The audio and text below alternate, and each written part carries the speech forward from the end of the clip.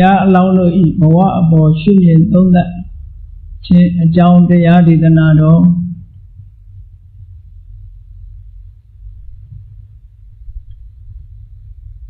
လောကမှာ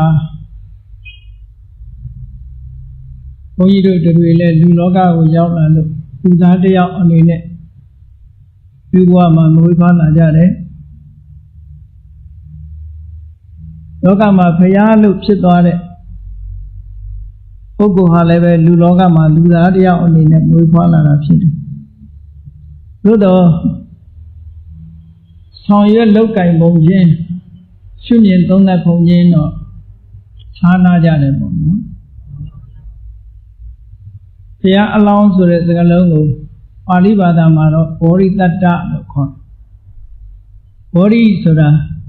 ထူးခြားတဲ့အသိဉာဏ်ကြီးကိုဘောဓိလို့ခေါ်တယ်။မှန်တရားကိုသိတယ်။အရာခတ်သိမ်းကိုသိခြင်းလို့ဥလဲလိုက်တာနဲ့တကြိုင်နဲ့သိစရာရှိသမျှတွေချင်းချံမရှိသိနိုင်စွမ်းရှိတယ်။လူတွေရဲ့ပညာစွမ်းရည်တတ္တိဟာအမှန်တမ်းထက်မြက်တယ်လို့ပြော။ level တို့ degree တို့တော့ရှိတာ။ပညာဉာဏ်ရဲ့စွမ်းရည်တတ္တိဟာအမြင့်ဆုံးကတော့သဗ္ဗညုတဉာဏ်လို့ပြောရမှာပေါ့။လောကမှာလူရည်လို့ဖြစ်လာလို့ရှိရင်ပညာသင်ရတာပဲပညာသင်ရတဲ့နေရာမှာအစစ်စစ်မိမိတို့ရဲ့စွမ်းဆောင်မှုအလိုက်တဦးနဲ့တူပညာအရေးချင်းတွေမတူညီကြဘူးပေါ့အမြင့်ဆုံးပညာကိုပြောမယ်ဆိုလို့ရှိရင်ကိလေသာလို့ခေါ်တဲ့အဝိဇ္ဇာအမှောင်တို့ကိုဖောက်ခွဲပြီးတော့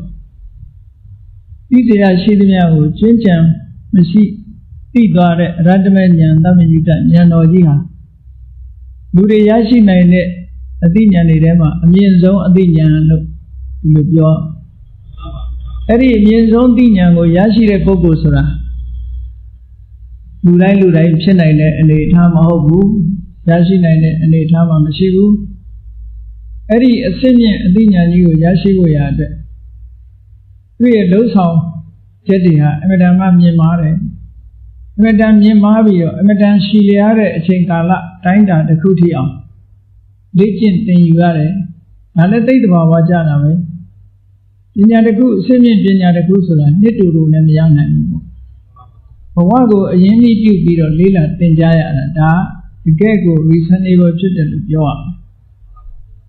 ဘုရားကလည်းဒီပညာကြီးကိုရဖို့ရအတွက်ဘဝမှာအရင်ကြီးပြုရတာအမှန်တမ်းနှစ်ကာလအပြင်လည်းရှည်လျားတယ်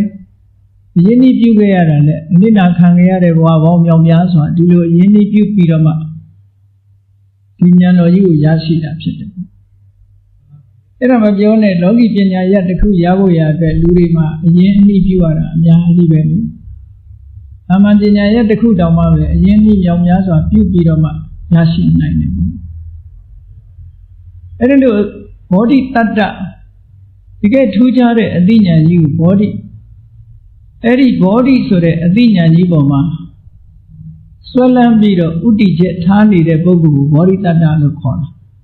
တာတတ္တဆိုတာဆွဲလန်းချက်မြုံမှန်းချက်ကြီးမားတဲ့ပုဂ္ဂိုလ်တဲ့အသိဉာဏ်ဆိုတဲ့ဘောဓိပေါ်မှာဆွဲလန်းချက်မြုံမှန်းချက်ကြီးမားတယ် aspire for great knowledge သို့မဟုတ် omniscient တကယ်အရေးကြီးတဲ့သဗ္ဗညုတဉာဏ်တော်ကြီးကိုမြုံမှန်းပြီးတော့လှုပ်ဆောင်နေတဲ့ပုဂ္ဂိုလ်ဘောဓိတတ္တဗမာလူပြန်တော့ဘုရားအလောင်းလို့ဒီလိုပြန်ကြတယ်အဲ့ဒီဘုရားလောင်းတွေရဲ့ဘဝပေါ်မှာရှုမြင်သုံးသပ်ချက်ကျန်တဲ့ပုဂ္ဂိုလ်တွေရဲ့ရှုမြင်သုံးသပ်ချက်နဲ့မတူဘူးသူလည်းပဲအစဉ်စဉ်ရှုမြင်သုံးသပ်လာတာအလုံးသိကြတယ်ဒီဘုရားလောင်းတွေရဲ့လောကအကျိုးပြုလှုပ်ဆောင်ချက်ဟာအဆင့်၃မျိုးရှိတယ်လို့ပြောရအဆင့်၃မျိုးရှိတယ်ဆိုတာစရိယာ၃မျိုးစရိယာဆိုတာဆောင်ရွက်လုပ်ကင်မှုဘုန်းကြီးတို့တွေလည်းကိုယ်အတိုင်းတာလိုက်ဆောင်ရွက်လုပ်ကင်နေကြတာသို့တော့ဘုရားလောင်းနေကြတော့ညွှန်မှန်းချက်ကအမတန်မှကြီးတယ်ပေါ့ဘုန်းကြီးတို့တွေကြတော့ကိုယ့်ရဲ့ရည်ရွယ်ချက်ကလေးနဲ့ Naman you a clean it, maybe a pawanjin, a dread, Tomo Mimi, low on Yana Pit. They are only Lujima, you a general low on the book or a shadow shine.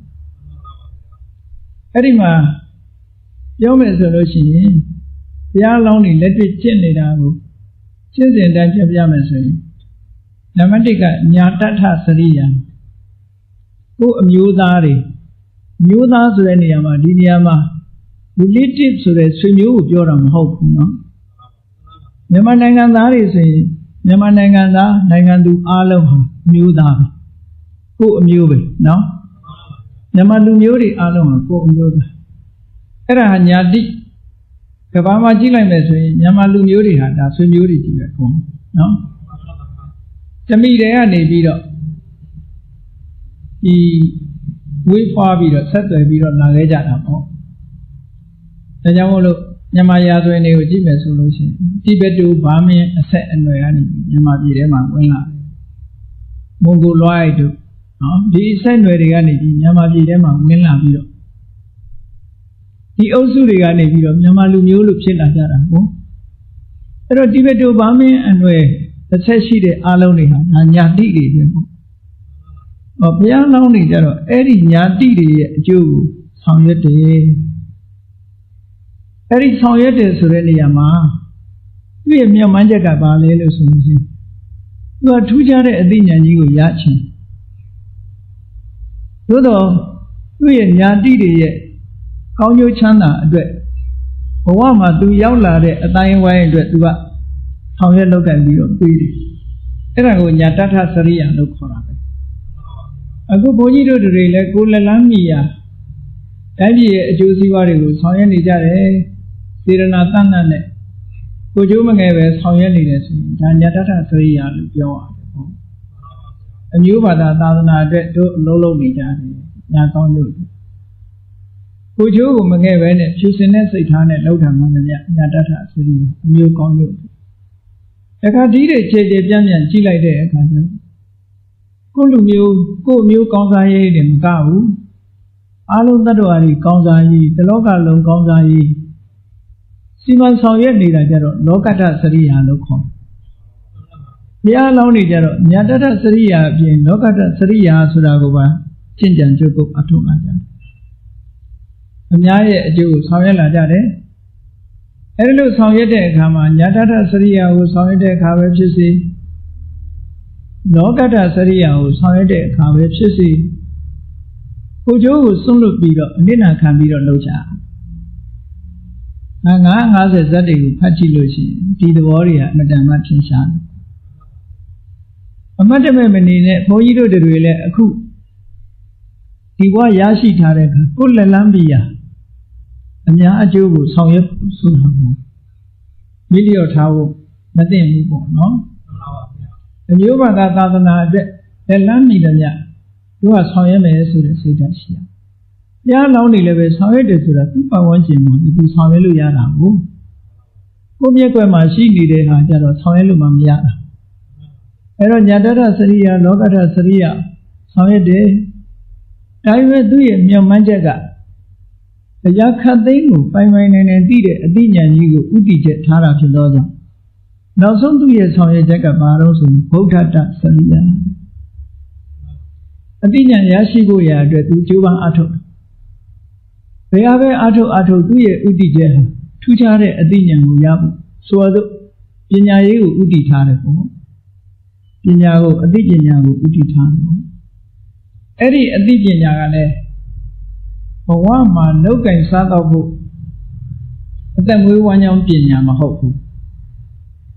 We are Jaga Chima reader. Go for you the way. You need Logama Dindi Jaresa, then we want young Kenya, Pena.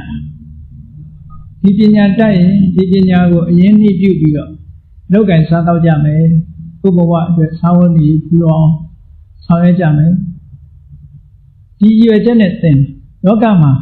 who yet had it, 2 dollars a boa later. Say to carry Nen and Nevio. Pebo Benini Boaki, Chataya Mesura, Tenya. Tamlamboa, a you doing a yam. That's all the Ajaro, Erelum Hopu. ုန်းကြီးတို့တွေကချမ်းသာပါတယ်ဆိုတဲ့ဘဝတစ်ခုကိုပဲသူ့အနေနဲ့ရှုမြင်သုံးသပ်ချက်ဟာချမ်းသာတယ်ဆိုတဲ့ရှုမြင်သုံးသပ်ချက်မရှိဘူးချမ်းသာတယ်လို့မမြင်ဘူးဘုန်းကြီးတို့ကအဲ့ဒါကိုချမ်းသာတယ်လို့မြင်နေတယ်မြင်နေသည့်အတွက်ကြောင့်ဘဝရဲ့ဒုက္ခဆိုတာဘုန်းကြီးတို့တွေမြင်တဲ့ဘဝရဲ့ဒုက္ခဘာလို့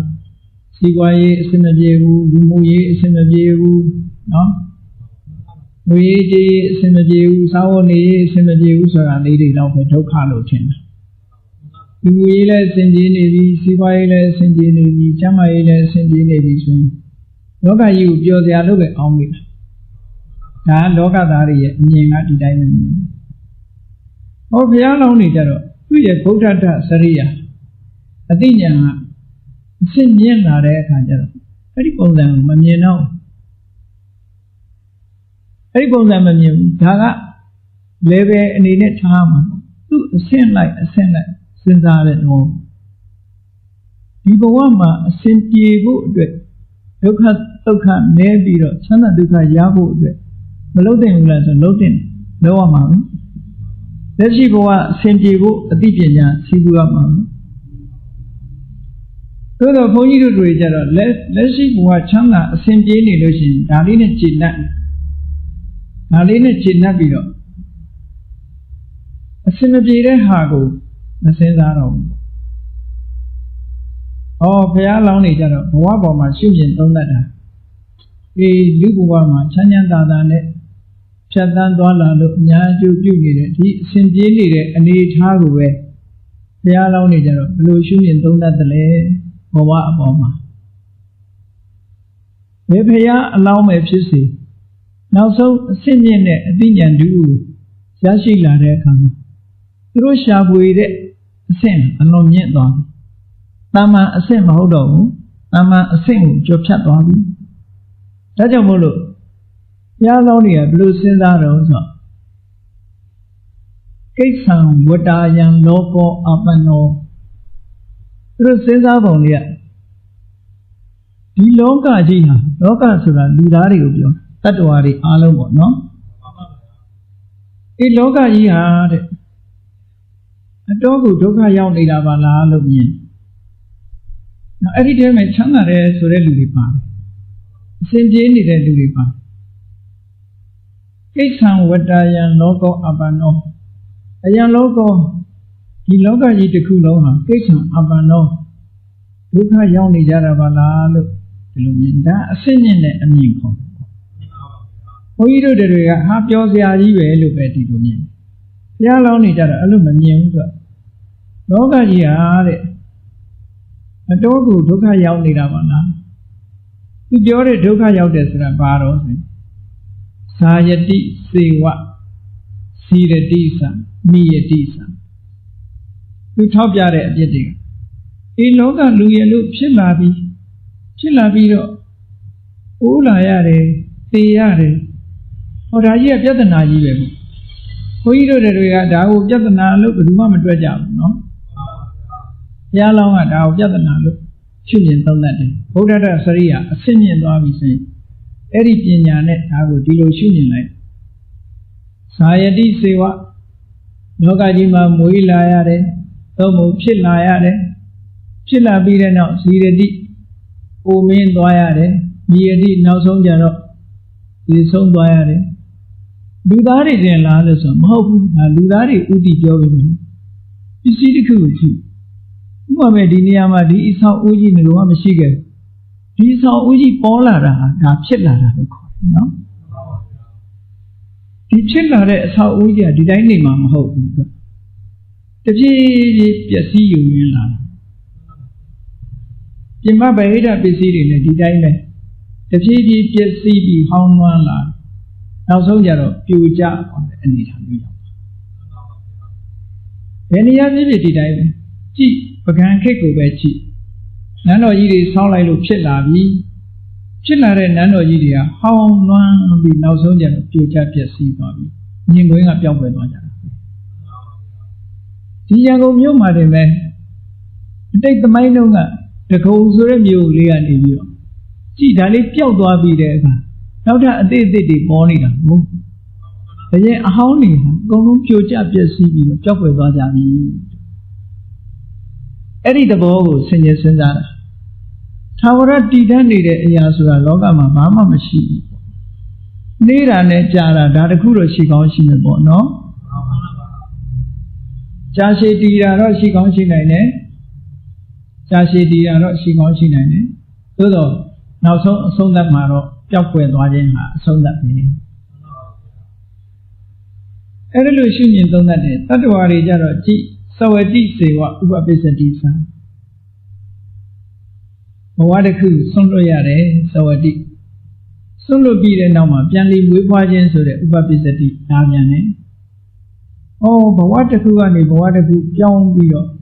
မတည်ငြိမ်တဲ့အနေအထားမျိုးဖြစ်လို့လောကကြီးဟာအမှန်တမ်းအခက်ခဲတွေဒုက္ခတွေတွေရောက်နေပါလားလို့ဘဝကြီးတစ်ခုဒီလိုရှုမြင်သုံးသပ်တယ်။ဒီအချက်ကိုဘုန်းကြီးတို့မလေးရှားမှာသွားပြီးတော့အပြီးတော့မှသင်တန်းပို့ချတဲ့အခါမှာပြောပြတယ်တို့လူသားတွေဟာလို့ problem တွေရှိနေတယ်အမှန်အပြင် problem မရှိဘူးလို့ထင်တယ်တကယ်ကိုအမတန်ကြီးတဲ့ problem ကြီးတို့မှာရှိနေတယ်အဲ့ဒီ problem ဆိုပါလဲ getting older and older တပြေးပြေးအိုးလာရတဲ့ problem ဘယ်သူအိုးခြင်းမလို့မအိုးခြင်းအိုးလာတယ်ဆိုတာနော်ရော့လာတာကိုပြောအင်းအားတွေရော့ကျသွားတယ်အသိဉာဏ်တွေအစသာရခန္ဓာကိုယ်ရဲ့အားတွေကဆုပ်ယုပ်လာကိုမင်းချင်းဆိုတာဆုပ်ယုပ်လာခြင်းကိုပြောတာကိုယ်တယ်ဆိုတာဆုပ်ယုပ်လာတစ်လွင်တယ်လူပြိုတယ်လမ်းဆက်တယ်ဆိုတဲ့ကနေပြီးတော့ကိုမင်းတယ်ရင့်ရော်တယ်ဆုပ်ယုပ်တယ်ဆိုတာပျက်စီးတယ်ကြည့်လေအသီးလေးတစ်သီးပဲကြည့်တရသီးလေးဟာအစိမ်းကနေပြီးတော့ဝါလာတယ်ဒီဝါလာတာကနေနောက်ဘာဖြစ်မှပုတ်ဖို့ပဲရှိတယ်အဲ့တော့ဝါလာပြီးတော့ဣလာတာနဲ့တူတယ်ပေါ့အိုတယ်ဆိုတာနော်နောက်ဆုံးကျတော့ပုတ်သွားဖို့ပဲပုတ်ပြီးကျွေကြွသွားဖို့ပဲရှိတော့တယ်အဲ့တော့ဆွေးရလာတဲ့သဘောကိုပြောတယ်အဲ့ဒီ problem တွေကိုရှုမြင်ရမယ်လို့ဘုန်းကြီးတို့ဒီတုတ်တန်စကားလေးကိုကိုးပြီးတော့အဲ့ဒီတော့ပြောတယ်ပြောတဲ့အခါကျတော့အဲ့ဒီမှာသင်္นานလာတက်တဲ့အမျိုးသမီးတယောက်ကပြောတယ်ဆရာတော်တဲ့ဒီဟာက problem မဟုတ်ပါဘူးတဲ့ human nature ပါတဲ့အဲ့လိုအဲ့ဒါကို human nature လို့မြင်နေသေးတယ်ဗျာမင်းတန်တရားဘယ်တော့မှမလွတ်ဘူးဘာဖြစ်လို့လဲဆို problem ကို problem လို့မမြင်သေးတယ်ဗျာဒီ problem ကိုဖြေရှင်းဖို့ဘယ်တော့မှမကြိုးစားဘူးသူကလက်ခံထားပြီလေအဲ့တော့ဒါဟာ human nature ပဲလူသားတွေရဲ့သဘာဝတရားပဲလို့ဆိုရင်မင်းဒီသဘာဝတရားအောင်မှာငုံခံနေမှာဘုရားလောင်းနေရတော့အဲ့လိုငုံမခံဘူးဒါဟာ problem တစ်ခု problem ဆိုလို့ရှိရင် solve ဖြေရှင်းဖို့လိုအပ်တယ် solution ရှာရမရှာဘဲနဲ့လက်ခံမှာမဟုတ် problem လို့မမြင်မဲနဲ့ human nature ဆိုရင်တော့အဲ့ဒါသူကဒါဖြေရှင်းဖို့ဘယ်တော့မှမကြိုးစားတော့ဘူးအသိဉာဏ်ကအဲ့ဒါလောက်ပဲရှိတော့နော်ဖြေရှင်းဖို့မကြိုးစားတော့ problem လို့မြင်မှဖြေရှင်းဖို့ solution ကိုရှာမှာဟုတ်အဲ့ဒါလို့ပြောပြတယ်အဲ့တော့ဘုရားလောင်းတွေကဆင်ញင်သုံးတတ်တဲ့အခါအခုလိုဆင်ញင်သုံးတတ်တယ်လောကကြီးဟာလူသားတွေအားလုံးဟာအခက်ခဲကြုံဒုက္ခကြုံနေကြတယ်မွေးလာရတယ်မွေးလာပြီးတော့အိုရတယ်အိုပြီးတဲ့နောက်သေကြရတယ်သေပြီးတဲ့နောက်မှာတခါပြန်ပြီးတော့မွေးပြန်ကြရတယ်ဒီတန်တရားကြီးဟာအင်မတန်မှကြီးမားတာပဲအဲ့ဒါလို့စဉ်းစားပြီးတော့ဆက်ပြီးတော့အဖြေရှာတာဒါကိုပြဿနာလို့မြင်တဲ့အတွက်ကြောင့် solution ဆိုတာရှာတာဘာကြောင့်ဒီအိုခြင်းတေခြင်းဆိုတာလောကမှာပေါ်နေရတယ်လေလို့စဉ်းစားတယ်ဘာဖြစ်လို့ဒီအိုခြင်းတေခြင်းဆိုတာလားနေရတယ်လေလို့ဘုရားလောင်းနေကအလေးနဲ့ထားပြီးတော့ဆင်ញင်သုံးသပ်တဲ့အခါကျတော့ဘာသွားတွေ့လို့ဆိုမွေးဖွားခြင်းဟာကိုခြင်းတည်ခြင်းကိုဖြစ်ပေါ်စေခြင်းအကြောင်းတရားပဲဆိုပါစို့ဒီနေရာမှာအဆောက်အဦကြီးပေါ်မလာဘူးဆိုရင်ပြိုကျတာဆိုတာရှိပါအောင်မလားရှိပါပါမရှိဘူးတနေရာမှာတစ်ပင်ကြီးတစ်ပင်ပေါက်မလာဘူးဆိုအဲ့ဒီတစ်ပင်ကြီးပြိုလဲသွားတာမျိုးရှိနိုင်မှာမ မရှိဘူးအဲ့တော့စဉ်းစားလိုက်တာဒီအိုခြင်းသိခြင်းရဲ့ထွက်ပေါက်ဘာလဲအိုခြင်းသိခြင်းထွက်ပေါက်ကိုမသိကြဘူးမသိသည့်အတွက်ကြောင့်ဘဝတန်တရားထဲမှာအမြဲတမ်းအိုလို့အမြဲတမ်းသိလို့အိုခြင်းသိခြင်းနဲ့ပဲသွားနေကြအဲ့ဒီရဲ့ထွက်ပေါက်ကိုလည်းတို့ရှာမတွေ့ဘူးမတန်ဒုက္ခရောက်တယ်ဒါဖြင့်ဒီအိုခြင်းသိခြင်းဟာဘာကြောင့်ဖြစ်နေတာတုံးလို့ကြည့်လိုက်လို့ရှိရင်မွေးဖွားလာခြင်းကြောင့်ပဲဒါကြောင့်မို့ဇာတိယာတတိစရမရဏဟောတုမွေးဖွားလာခြင်းဖြစ်လာတာနဲ့အိုခြင်းသိခြင်းဆိုတာဖြစ်လာအဲ့တော့မွေးဖွားလာခြင်းသည်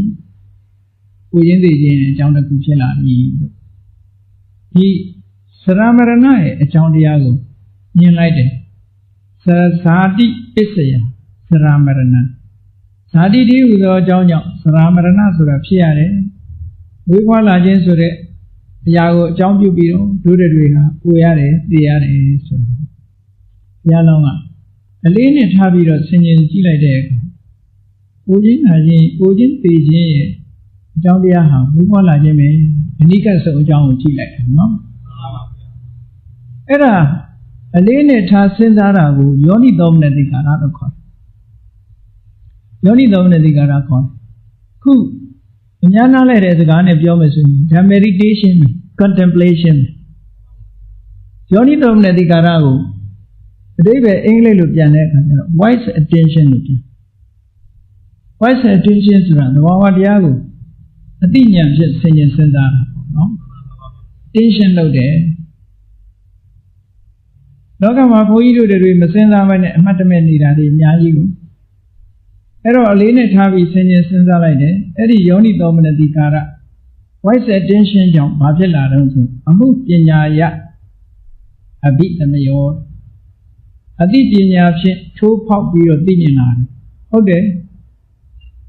အိုခြင်းသိခြင်းဆိုတာရဲ့အကြောင်းတရားကိုဆင်ခြင်စဉ်းစားကြည့်တို့ဘာဖြစ်လို့အိုးနေရလဲတို့ဘာဖြစ်လို့သိနေရတော့ဆိုအနိကဆုံးကြည့်ရင်တို့မွေးလာလို့ဖြစ်တယ်မွေးလာလို့ဖြစ်တယ်အကယ်၍သာတို့မမွေးဘူးဆိုရင်အိုစရာလည်းမရှိဘူးသိစရာလည်းမရှိအဲ့ဒါလို့ရှင်းရှင်းကြီးမြင်လာတာဒါဘုရားလောင်းနေဆင်ခြင်သုံးသပ်ပုံပညာယအဘိသမယောအသိပညာဖြင့်ထိုးဖောက်ပြီးတော့အကြောင်းတရားကိုရှာဖွေလာနိုင်တယ်ဒါတကယ်ကို greatest research လုပ်ဘဝကို research လုပ်တယ်များသောအားဖြင့် research လုပ်တယ်ဆိုတာဘဝတည်းကဟာလေးတွေအစိတ်ပိုင်းလေးတွေတခု research လုပ်ဘုရားအလောင်းကြတော့ကြည့်ဘဝကြီးတစ်ခုလုံးကိုခြုံငုံပြီးတတ္တဝါတွေအားလုံးရင်ဆိုင်နေရတဲ့ problem ကိုကြည့်တချို့ problem ဆိုတာလူတိုင်းရင်ဆိုင်ရတာမှမဟုတ်တာဥပမာစီးပွားရေးပြဿနာလူတိုင်းမရင်ဆိုင်ရဘူးလေလူမှုရေးပြဿနာလူတိုင်းမရင်ဆိုင်ရဘူးမိသားစုပြဿနာလူတိုင်းမရင်ဆိုင်ရဘူးရင်ဆိုင်တဲ့လူမှရင်ဆိုင်ရတယ်ဟောအခုပြောတဲ့ဟာကြတော့လူမျိုးမရွေးဘာသာမရွေးတတ္တဝါတိုင်းကမ္ဘာလောကကြီးမှာမွေးလာတဲ့လူတိုင်းရင်ဆိုင်ရတယ်ဒါကဘုရားဘာသာတွေသာရင်ဆိုင်တာမဟုတ်ဘူးဒီပြင်ဘာသာဝင်တွေလည်းရင်ဆိုင်တယ်မြန်မာလူမျိုးတွေသာဒီပြဿနာရင်ဆိုင်ရတာမဟုတ်ဘူးကမ္ဘာလောကမှာရှိသမျှကမ္ဘာမှာရှိသမျှလူသားတွေအားလုံးဒီတိုင်းပဲသွားနေဒါအမတန်ကြီးမားတဲ့အားလုံးတတ္တဝါတွေရင်ဆိုင်တွေ့နေရတဲ့ problem ကြီးတစ်ခုပေါ့အဲ့ဒါကိုဘုရားလောင်းတွေကခြုံငုံပြီးတော့သုံးသပ်ကြည့်သမ္မာပုဂ္ဂိုလ်တွေကတော့စဉ်းစားလိုက်မယ်ပြဿနာမဟုတ်တာကိုပြဿနာလုပ်နေတယ်လို့ထင်အောင်ထင်လိုက်ဘာလို့ဆိုလောကကြီးထဲမှာသူကပျော်နေတာဒါကိုပြဿနာလို့မထင်ဘူးလေတကယ်တော့ပြဿနာမဟုတ်တာမဟုတ်ဘူးတကယ်ကြီးမားတဲ့ပြဿနာဒါ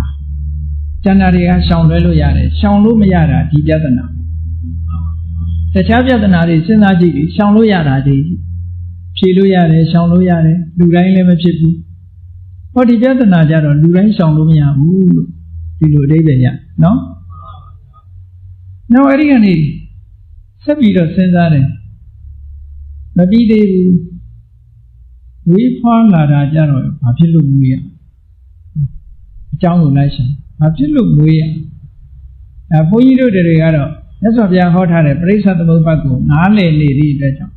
သာသီနဲ့သိနေကြတယ်သို့တော့ဘဝအသိနဲ့သိအောင်လုပ်ဖို့ကိုယ့်ဘာကိုအလေးနဲ့ဘဝအသိနဲ့သိအောင်ကြည့်မွေးဖွားလာတာရဲ့ရှေ့မှာဘာရှိဘဝရှိနေ မွေးဖွားလာအောင်တို့ဟာဘဝရှိနေလို့မွေးဖွားလို့ရဘဝဆိုဒီမှာကံကိုခေါ်ဒီနေရာမှာဘဝတစ်ခုကိုထူထောင်ပေးတဲ့ကံရှိနေလို့မွေးဖွားလာတာ။အော်ဒါကြောင့်မို့ဘဝပစ္စယဇာတိမွေးဖွားခြင်းဟာဘဝဆိုတာကမ္မဘဝလို့ဆိုတဲ့ဘဝကိုဖြစ်ပေါ်လာစေတဲ့ကံအကြောင်းကြောင့်တို့တွေမွေးဖွားလာရတာအခုလိုမြင်လာဒါလေးနဲ့ထားစဉ်းစားကြည့်လိုက်ဒီအကြောင်းမှတပါအခြားအကြောင်းမရှိဘူးဒါအဓိကပရဏအကြောင်းတွေပြောဘဝရှိနေလို့ရှိရင်မွေးတာဆိုတာတော့ဘဝမရှိဘူးဆိုရင်မွေးတာမလာနိုင်ဘူးအဲ့ဒါကြောင့်မို့လို့ဘဝပစ္စယဇာတိဒီအမြင်ကိုရှင်းရှင်းလင်းလင်းမြင်လာဆက်ပြီးတော့စဉ်းစားတယ်အေးဘဝကတော့ဘာဖြစ်လို့ရှိရအကြောင်းပဲရှိနေတာမဟုတ်ဘူးဘဝကဘာဖြစ်လို့ရှိတုံးဆိုဥပါဒါနာပစ္စယပေါ့ဥပါဒံရှိနေလို့ဘဝရှိတာဥပါဒံဆိုတာတို့တွေဘာတွေဆွဲလန်းနေတယ်ကိုယ့်ကိုဆန်းစစ်ကြည့်ဘာတွေဆွဲလန်းနေတယ်တို့တွေနော်နာမည်တက်ပြောလို့ရှိရင်မိသားစုဆွဲလန်းတယ်ပစ္စည်းဥစ္စာဆွဲလန်းတယ်ဓာတုကုန်သိမ်းဆွဲလန်းတယ်အဆွဲလန်းစရာတွေဒေသကိုလည်းဆွဲလန်းတယ်ပတ်ဝန်းကျင်ကိုလည်းဆွဲလန်းတယ်ဆွေမျိုးတွေကိုလည်းဆွဲလန်းတယ်ဆွဲလန်းမှုတွေအများကြီးပဲရှိတယ်ပေါ့အဲ့ဒါကိုမြတ်စွာဘုရားကတဏှာလို့ခေါ်လိုက်တာနော်ဥပါဒံဆိုဆွဲလန်းမှုတွေရှိနေကြလူတိုင်းဟာအစွဲလေးတွေရှိဒေသဆွဲရှိတယ်နော်မိတ်ဆွေဆွဲရှိတယ်အစွဲလေးတွေနဲ့ကြီးပဲအားလုံးဆွဲတယ်ဆိုတာဝေါ်ကြပြီးတော့မခွဲနိုင်မခွာနိုင်ဒါလေးပဲနှစ်သက်နေတဲ့သဘောကိုဆွဲတယ်လို့ခေါ်ဒီအစွဲကလည်းတာမန်လို့မအောင်မိတ်လေးနဲ့ဘဝကြီးတစ်ခုဖန်တီးနိုင်တဲ့အစွဲပဲအဲကြောင့်ဒီစကားပြောရတော့ဆိုရင် example လေးတစ်ခုထုတ်ချင်ဗိမိတာရမင်းကြီးကသောတာပန်မယ်ဘုရားနဲ့တွေ့ပြီးတော့သောတာပန်ဖြစ်ပြီးဘုရားကိုအရင်ဆုံးဥယျာဉ်ကြီးကိုလှူတဲ့ပုဂ္ဂိုလ်ပဲအမြဲတမ်းလည်းမြတ်စွာဘုရားနဲ့အနိကနေတဲ့ပုဂ္ဂိုလ်တို့သို့တော့သိတဲ့အခါကျတော့ဘယ်ရောက်သွားတော့ဆိုအထက်နတ်ပြည်တွေရောက်တဲ့ရတဲ့နဲ့မရောက်ဘဲနဲ့စတုမာတဲ့နတ်ပြည်ရောက်အနှိမ့်ဆုံးနတ်ပြည်အနှိမ့်ဆုံးနတ်ပြည်ရောက်တာတောင်မှပဲယာတုအဆင့်ကဘယ်လောက်လဲဆိုဝိသုဏမင်းကြီးရဲ့အချမ်းအရန်တွေကဘလူးသွားဖြစ်တာဗေမိတာရသနဝတ္တဗနဲ့သူ့နာမည်ဘာဖြစ်လို့အဲ့ဒီသူရောက်သွားတာတော့ဆိုအခုပြောတဲ့ဥပါဒံသူကအဲ့ဒီဘဝမှာခဏခဏနေခဲ့တယ်သူသဘောကျအဲ့ဒီသဘောကျနေတာလေးကအစွဲကလေးပဲတခါတလေအစွဲမှန်းတော့မသိရဘူးနော်အမတမဒီအစွဲဆိုတာလေကြောက်စရာကောင်းတယ်စွဲမှန်းမသိစွဲနေတယ်ဒါကြောင့်မလို့အစွဲလန်းရှိတာဒီကြောင့်မလို့တချို့ဆိုရင်သိသွားလို့ရှိရင်အိမ်မော်ကမသိဘူးဆိုတာအဲ့ဒါအစွဲလေးတွေကြောင့်ဖြစ်တာနော်အစွဲလေးတွေကြောင့်ဖြစ်တယ်ဘုန်းကြီးတို့မလေးရှားသွားတော့ဒီခါတော့ကဓမ္မဆာလာဆိုတဲ့ရက်ကွက်ဘုန်းကြီးတို့ပြင့်တဲ့တကာကညကျိန်းဖို့ဆိုပြီးတော့အဲ့ဒီအိမ်ကိုလိုက်ဖို့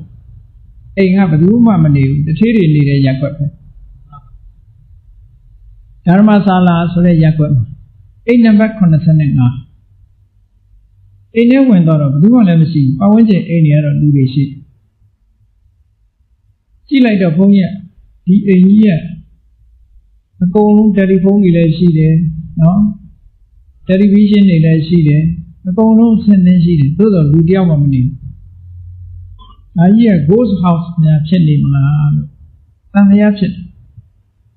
စ်တာနဲ့စိတ်ထဲမှာမသိငါဖြစ်တော့ဝင်သွားကြတယ်ပရိတ်ရွတ်ပြီးတော့ဝင်သွားလိုက်သူတို့လည်းမပြောဘူးပေါ့အဲဒီမှာဘုန်းကြီးတို့အခန်းတခန်းဖွင့်ပြီးတယ်အခန်းတခန်းမှာထားအဲ့ဒီအခန်းထဲရောက်တဲ့အခါကျတော့ဏီဘောဘုန်းကြီးနဲ့တူတူသွားကြတာဖြီးရီးလည်းငါမနေတော့အခန်းတခန်းလည်းဖွင့်ဒီဘက်ကတကားလေးတွေဖွင့်လိုက်တဲ့အခါကျတော့အိမ်ကြီးချင်းကလူတွေကချောင်းကြည့်ကြတယ်ဒီအိမ်ပေါ်ကအတံမလန်နေကြတော့ချောင်းကြည့်ကြချောင်းကြည့်တော့ပို့ပြီးတော့မသိငါဖြစ်တော့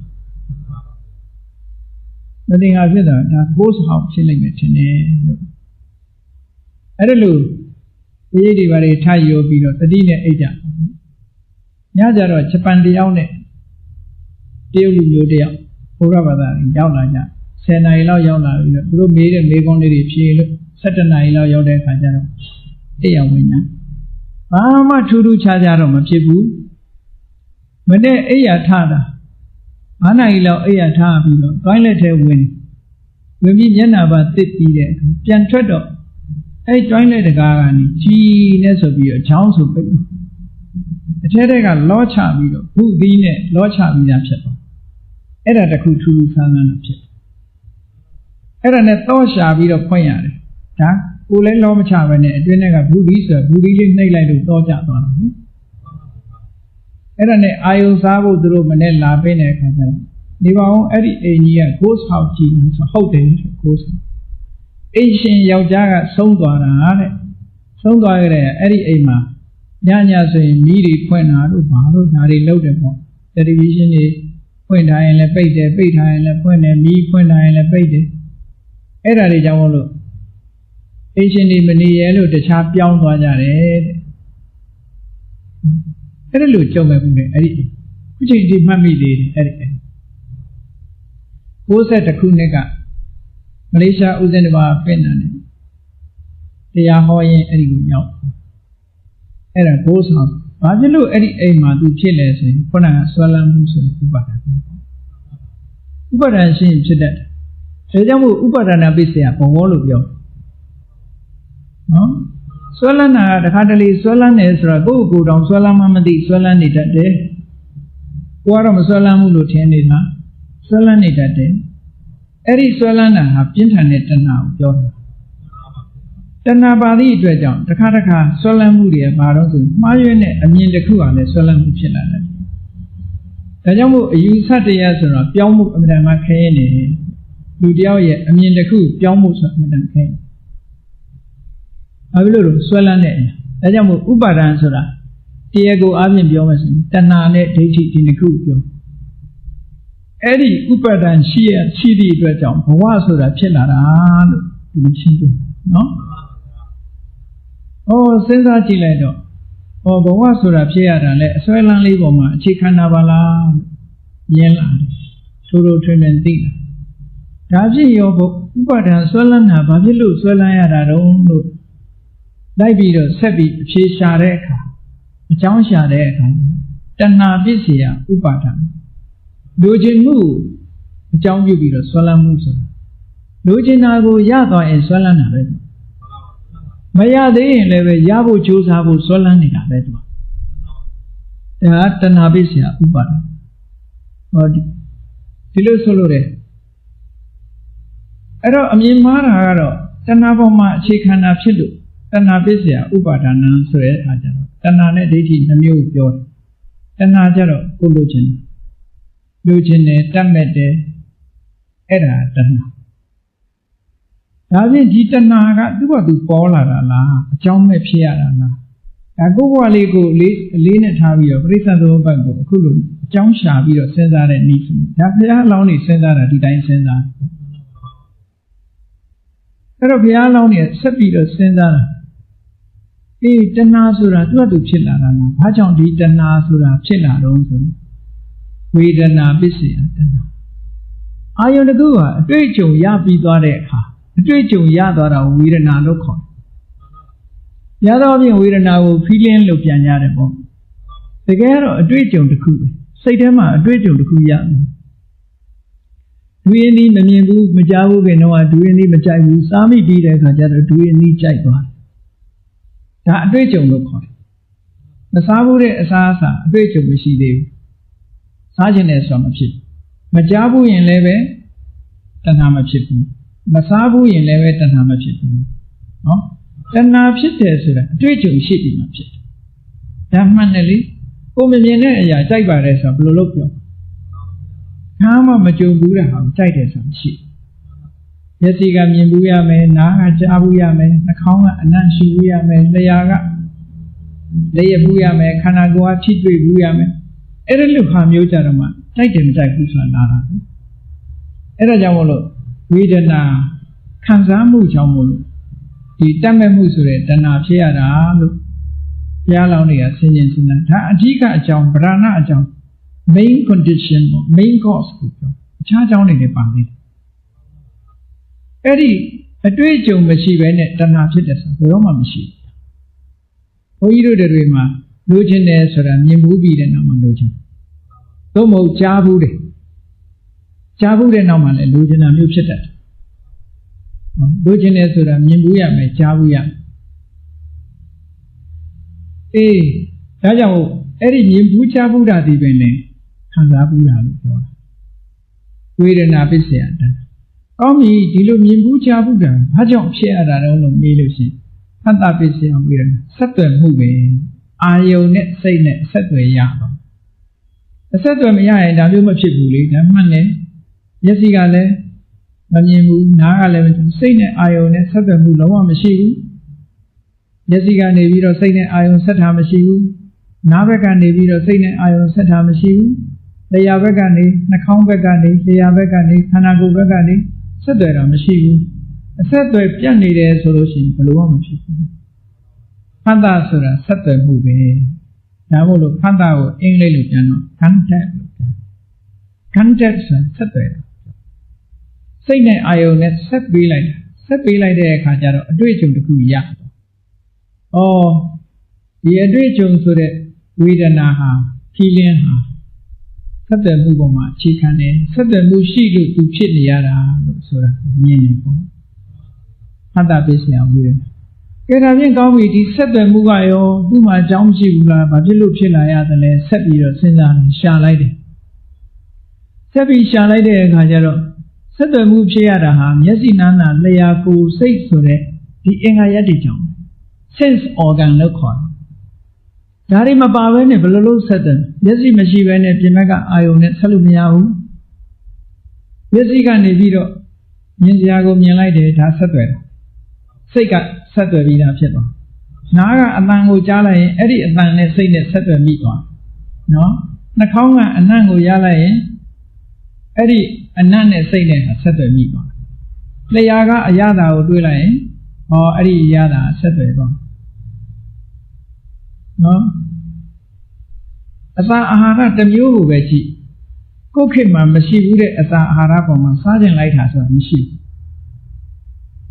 စားပြီးတဲ့အခါမှာစားကျင်လိုက်တယ်ဆိုတာဖြစ်တယ်အခုမြေမောက်ခေတ်မှာလည်းပဲအစာတွေအမျိုးမျိုးတွေပေါ်နေကြတယ်နိမပေါ်ခင်တုန်းကဒါသိတောင်မသိဘုန်းကြီးတို့ငယ်ငယ်တုန်းကပြောမယ်ဆိုလို့ရှိရင်အခုခေတ်ကိုရီးယားအစားအစာတွေပေါ်နေတယ်ကင်ချီဆိုတာကြားမှမကြားဘူးစားကျင်စိတ်ပဲပေါ်မလဲ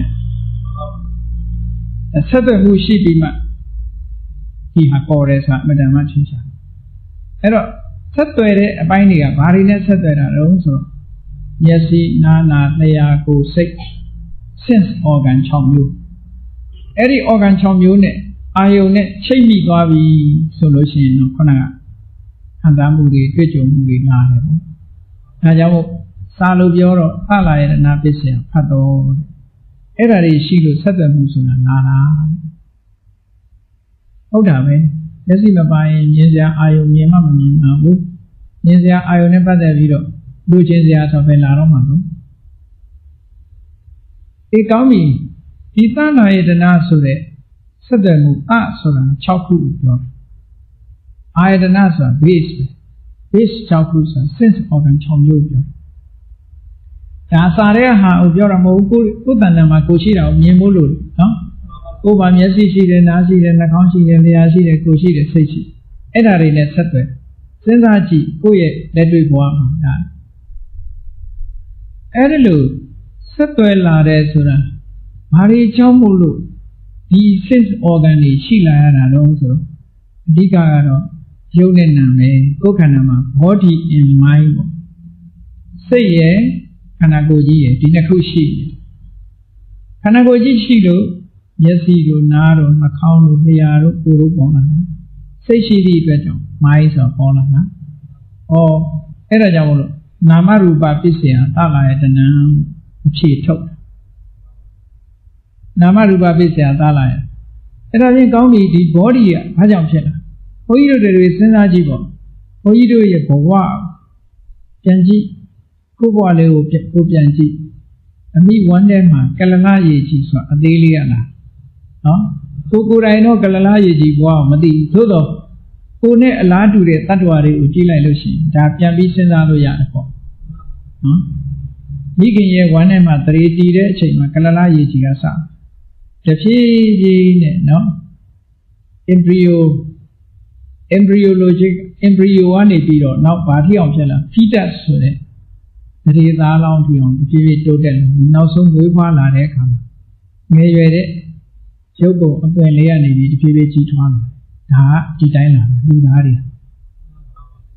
အဲ့တော့အဲ့ဒါလို့ဒီနာမရူပ body နဲ့ mind ဘာဖြစ်လို့တိုးတက်ကြီးထွားလာရသလဲသူ့မှာလည်းအကြောင်းရှိတယ်။ဘာကြောင့်တိုးတက်ကြီးထွားလာတယ်ဆိုလို့ရှိရင်ပရိသေစိတ်ပဲ။အဲ့ဒါကြောင့်ဝိညာဏပစ္စယနာမရူပ။တကယ်၍ပရိသေစိတ်ကလေးမျိုးစိမကြဘူးဆိုလို့ရှိရင်ရုပ်တည်နာနေကြီးထွားလာတာမဖြစ်နိုင်ဘူး။ဒါကြောင့်မို့ဝိညာဉ်လို့ခေါ်တဲ့အစဆုံးပရိသေစိတ်ကလေးဟာနာမရူပဖြစ်ခြင်းရဲ့အကြောင်းတရားပဲလို့ဘုရားလောင်းနဲ့ဆင်ခြင်သုံးသပ်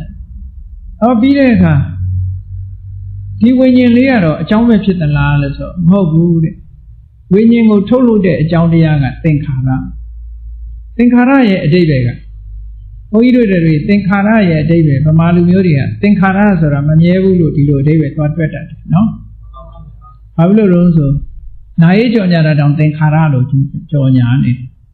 အဘိသင်္ခါရအိဋ္ဌာကြည့်ပြီးတော့အဲ့လိုကြောင့်သင်္ခါရရဲ့အဓိပ္ပာယ်ကအဲ့ဒါမဟုတ်ဘူးသင်္ခါရဆိုတာတန်ဆိုတာအကြောင်းတရားတွေစုပေါင်းညီညွတ်စွာနဲ့ခါရထုတ်လုပ်တဲ့အကြောင်းတရားလို့ပြောလုပ်ထားတာဖြစ်အောင်လုပ်တဲ့အပိုင်းကိုသင်္ခါရလို့ပြောတာနော်အကြောင်းတရားတွေကစုပေါင်းပြီးတော့ထုတ်လုပ်တယ်ဘာကိုထုတ်လုပ်လို့ခုနသရေစိတ်လေးကိုသူကထုတ်လုပ်ပေးတာအကြောင်းတရားတွေကထုတ်ပြီးအဲ့တော့အကြောင်းတရားဆိုတာဘာတော့လို့မေးလိုက်လို့ရှိရင်ကံကိုအဓိကထားပြောကံတခုတည်းထုတ်လုပ်တာမဟုတ်ဘူးသို့တော့ကံကိုပဲဥတည်ပြီးတော့သင်္ခါရလို့ဒီလိုသုံးလိုက်တာဒီနေရာမှာနော်သဗ္ဗိသင်္ခါရအိဋ္ဌာကသင်္ခါရနဲ့ဒီသင်္ခါရပစ္စယဝိညာဏသင်္ခါရမတူဘူးသဗ္ဗိသင်္ခါရအိဋ္ဌာသင်္ခါရဆိုတာထုတ်လုပ်ထားတဲ့ယုံနာဓမ္မတွေကိုပြောတာဒီသင်္ခါရပစ္စယဝိညာဏကြတော့ထုတ်လုပ်တတ်တဲ့စေတနာကံတရားကိုပြောတာအဲ့ဒါကနေပြီးတော့ထုတ်လုပ်လိုက်လို့ဝိညာဏဆိုတာပေါ်လာရတယ်အကယ်၍သာသင်္ခါရကမထုတ်ဘူးဆိုရင်ဝိညာဏပေါ်စရာမရှိဘူးဒါဖြင့်ဒီသင်္ခါရဆိုတဲ့ထုတ်လုပ်တဲ့အကြောင်းတရားကိုလည်းဘာကြောင့်ဘယ်သူကဖန်တီးနေတာတုံးလို့လိုက်ရှာလိုက်တဲ့အခါကျတော့အဝိဇ္ဇာ problem ကို problem လို့မသိဘူးပြဿနာကိုပြဿနာမှမသိတာဟာဒါပြဿနာကြီးတစ်ခုပဲပေါ့ပြဿနာကိုမဖြေရှင်းနိုင်ဘူးပြဿနာကို human nature လို့သွားမြင်နေတာကအဝိဇ္ဇာပဲပေါ့အဲ့ဒီအဝိဇ္ဇာရှိနေသည့်အတွက်ကြောင့်ဒီစေတနာကဘဝဆိုတဲ့ဘာဝမျိုးစေ့ကိုချပေးနိုင်တာတဲ့အဲ့တော့အဝိဇ္ဇာရှိလို့သင်္ခါရဖြစ်တယ်ဆိုတာဘုရားလောင်းတွေကတရားကျင့်လို့မှာဘုရားမဖြစ်ခင်ဆင်ញင်သုံးသပ်တာဒီပဋိစ္စသမုပ္ပါဒ်ပဲပဋိစ္စသမုပ္ပါဒ်မှာဆိုတာရှင်းရှင်းတေချာနားနဲ့ကြည့်လိုက်မယ်ဆိုရင်တေချာစဉ်းစားကြည့်မယ်ဆိုရင်ပဋိစ္စသမုပ္ပါဒ်ဒီဘဝတစ်ခုဒီလိုဆိုင်ရာအကြောင်းတရားတွေကထုတ်ဒီတိုင်းပဲပေါ့အခုမှဒီမှာကြည့်ပေါ့ပဋိစ္စသမုပ္ပါဒ်နဲ့ဘုန်းကြီးတို့တွေအခုပံကာဖွင့်ထားတယ်ပေါ့နော်အဲ့ဒီပံကာဖွင့်တယ်ဒီပံကာဒီလိုလဲနေအောင်ဘယ်သူအကြောင်းလဲနေတာလဲတရားစစ်အာမရှိတော့ဘူးဆိုလဲပါဒီလိုပဲအကြောင်းရှာတယ်ဆိုအဲ့ဥပမာသစ်ပင်ကြီးတစ်ပင်ဒီသစ်ပင်ကြီးတစ်ပင်ဟာကြီးထွားပြီးတော့အကိုင်းနဲ့အခက်တွေနဲ့စီကားနေဘာဖြစ်လို့လဲလိုက်ကြည့်လိုက်လို့ရှိရင်အမြင့်နဲ့မြေတို့ရေတို့ရှိနေလို့အဲ့ဒီအမြင့်ကိုဖြတ်လိုက်မယ်ဆိုလို့ရှိရင်မြေတို့ရေတို့ရဲ့အထောက်အကူမရနိုင်တော့အမြင့်ဖြတ်လိုက်တာနဲ့တပြိုင်နက်ဒီသစ်ပင်ကြီးကညှိုးချောက်သွားအခုလိုအရွက်တွေစိမ့်ပြီးတော့အပွင့်တွေပွင့်လိုက်အသီးတွေသီးလိုက်ဆိုမလာနိုင်တော့ဘူးခြေသောမြစ်ကိုဖြတ်လိုက်တာနဲ့တပြိုင်နက်ဒီသစ်ပင်ကြီးကတဖြည်းဖြည်းချောက်ညှိုးပြီးတော့သွားမှာဟောဒါဆိုင်ရအကြောင်းပဲလေအကြောင်းရှိတယ်ဆိုတာအမှန်တမ်းမှထင်ရှားတယ်ပေါ့ပရိစ္ဆေသမုပ္ပါဒ်မှာလည်းဒီတိုင်းပဲဘုန်းကြီးတို့တွေဘဝမှာဒီလိုရှင်းသန်းနေတာဒီအကြောင်းတွေပဲအဲ့ဒါလို့ဘုရားလောင်းတွေကဆင်ញင်စဉ်းစားလိုက်တဲ့အခါကျတို့အမှန်မသိတာပဲအဲ့တော့အမှန်မသိတာကြတော့ဘာကြောင့်ဖြစ်တာတုံးလို့ဆိုလို့ရှိရင်တန်တရားထဲမှာအာတဝလို့ခေါ်တဲ့ဒီအာယုန်တွေထဲမှာစိတ်တွေထဲမှာဆွဲလန်းပြီးတော့စိတ်ထဲမှာအမြဲတမ်းဖြတ်ဝင်နေတဲ့သဘာဝတရားတွေပေါ့ ကာမဂုဏ်အာယုစိတ်တွေစိတ်ထဲမှာဖြတ်ဝင်ပြီးတော့နေတဲ့အဲ့ဒီဖြတ်ဝင်ပြီးတော့နေတဲ့ကိလေသာတွေရှိနေသည့်အတွက်ကြောင့်အာသဝသမှုတွေအဝိဇ္ဇာသမှုတွေရောလို့ဒီလိုပြောတာနော်ပရိစ္ဆသမုပ္ပါဒ်မှာဒီလိုပဲပဋိစ္စဆိုတာအကြောင်းတစ်ခုကိုဆွဲပြုပြီးတော့သမုပ္ပါဒ်ကထုတ်လုပ်နေတာအကြောင်းတရားကိုပြောသူကိုယ်တိုင်ကလည်းအကြောင်းတစ်ခုကိုအမြင့်ပြုပြီးတော့မှသူကထုတ်လို့ရဒီတိုင်းသူမထုတ်နိုင်အဲ့ဒါကိုပဋိစ္စသစုံတစ်ခုကိုသူကအားပြုပြီးတဲ့အခါကျတော့မှသမုပ္ပါဒ်ထုတ်လုပ်ပြီးတာလောကီသိပ္ပံနည်းတွေမှာလည်းပြင်ပဗဟိတပစ္စည်းတွေဒီတိုင်းပဲတစ်ခုခုအမြင့်ပြုပြီးတော့မှထုတ်လုပ်ပြီးလို့ရတတ္တဝါတွေရဲ့တဏ္ဍာမှာလည်းပဲထို့တူပဲတစ်ခုခုအမိပြုပြီးတော့မှထုတ်လုပ်ပေးတာအဲ့ဒီထုတ်လုပ်ပေးတဲ့သဘာဝတရားတွေကိုကြည့်ပြီးတော့ဘုရားလောင်းတော်က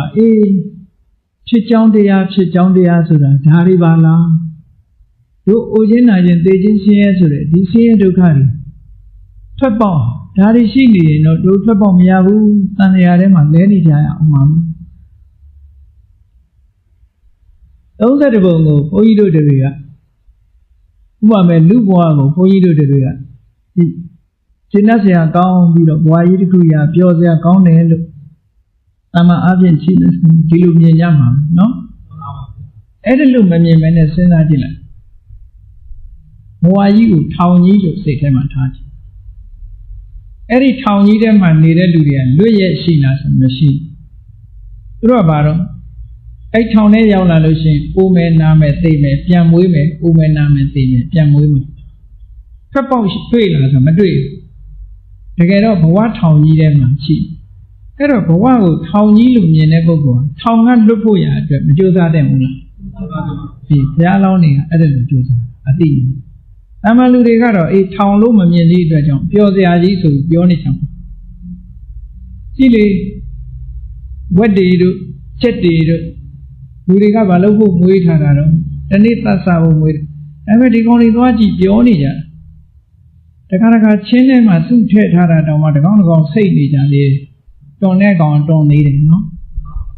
သူတို့မသိဘူးလေသူတို့မသိဘူးဆိုတာအဲ့ဒါနော်တရိစ္ဆာန်တွေမသိတာအဲ့တရိစ္ဆာန်တွေမသိတယ်လို့ဘုန်းကြီးတို့တွေရဲ့တန်လျာဒီဘဝကြီးကပျော်စရာကြီးလို့မြင်နေတယ်ဒါမသိတာပဲပေါ့ဒါကိုပြောတာအဝိဇ္ဇာဆိုနော်ဘုရားလောင်းနေကြတော့ဒါကိုလေးနဲ့ထားလိုက်တဲ့အခါဖြစ်ကြောင်းတရားတွေကိုရှင်းရှင်းလင်းလင်းကြီးသိသွားတယ်သိသွားပြီးတော့ဘဝရဲ့ဒုက္ခကြီးဟာဒီလိုကြောင့်ဖြစ်နေရတာပါလားဒီလိုကြောင့်ဖြစ်နေရတဲ့ဘဝဒုက္ခကြီးကိုအဆုံးသတ်ဖို့အတွက်တို့တွေဘာလုပ်ရမလဲဆိုတာကိုလည်းရှင်းရှင်းလင်းလင်းသိသွားရှင်းရှင်းလင်းလင်းသိသွားတော့ပြန်ပြီးတော့စဉ်းစားလိုက်တယ်ရှင်းဖို့ရအတွက်ပြန်စဉ်းစားလိုက်တော့လောကကြီးဟာကိုချင်းသေခြင်းဆိုတဲ့ဒီဒုက္ခကြီးရဲ့ထွက်ပေါက်ကဘာလဲဆိုရင်အနိကဆုံးအကြောင်းကိုပြောလိုက်မယ်ဆိုလို့ရှိရင်မမွေးခြင်းပဲမမွေးဘူးဆိုရင်ကိုယ်စရာရှိအောင်မရှိဘူးသေစရာလည်းမရှိတော့အဲ့ဒါမမွေးဘူးကအရေးကြီးဒါဖြင့်မမွေးဘူးဆိုတာသူ့ဘာသူဖြစ်နိုင်မလားဆိုဖြစ်နိုင်ဘူးဘဝရှိနေရင်မွေးဦးမှာပဲအဲ့တော့ဘဝကိုမရှိမှမွေးခြင်းဆိုတာမရှိဘူးဒါဖြင့်ဘဝនិရောဓဇာတိនិရောဓဒီလိုမြင်တာဘဝချုပ်ငိမ့်သွားပြီဘဝပြတ်သွားပြီဆိုရင်ဇာတိဆိုတာမလားတော့ဒါဖြင့်ဘဝကလည်းသူ့ဟာသူလိုလျောက်ပြတ်မှာမဟုတ်ဘူးသူ့ရှိမှာအကြောင်းရှိနေသေးရင်ဖြတ်လို့မရဘူးအကြောင်းကဘာတော့ဥပါဒနာនិရောဓဘဝនិရောဓအစွဲလန်းငိမ့်မှတို့ဘဝဆိုတာချုပ်ငိမ့်မှာအဲ့ဒီအစွဲလန်းကလည်းပဲတဏှာရှိလို့လာနေတာတဏှာនិရောဓဥပါဒနာនិရောဓတဏှာချုပ်မှဥပါဒနာဆိုတာချုပ်ပဲအဲ့ဒီတဏှာချုပ်ဖို့ဆိုတာလဲခံစားမှုတွေချုပ်မှတဏှာဆိုတာချုပ်မယ်ဝေဒနာនិရောဓတဏှာនិရောဓဒီလိုလာမယ်ဝေဒနာချုပ်ဖို့ဆိုတာလည်းပဲခုနကန့်တက်လုံနေတဲ့ဖတ်တာတွေချုပ်ဖို့လိုအပ်တယ်ဆက်သွဲနေသေးရင်တော့လာနေဦးမှာပဲ